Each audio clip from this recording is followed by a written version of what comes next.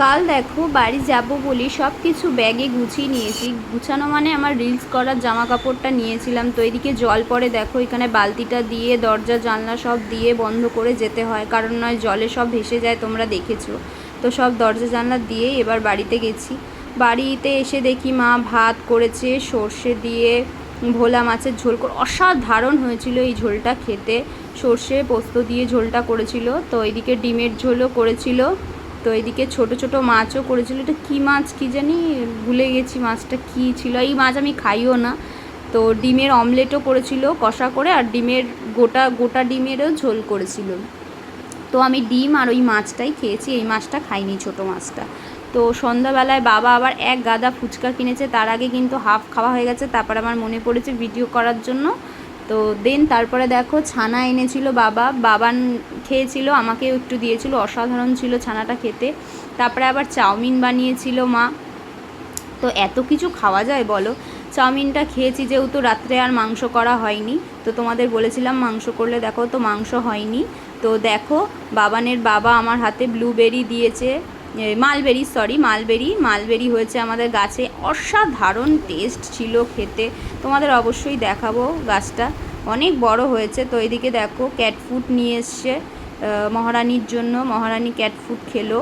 তো আজকে কালকে রাত খেয়েছে, আজকে আর দিয়েছি, আজকে আর খাননি। তো ঘরের অবস্থা দেখো, আজ সকালে আমি উপোস করেছি, আজ শ্রাবণ মাসের প্রথম সোমবার। দেখো এইগুলো আমি কিন্তু প্রতিদিন পরিষ্কার করি, যেহেতু এখানে পাখি থাকে। তাও আজকে তোমাদের ক্যাপচার, তো অন্যও পাখি আছে, তোমাদের দেখাতে পারবো না সেই পাখিগুলো।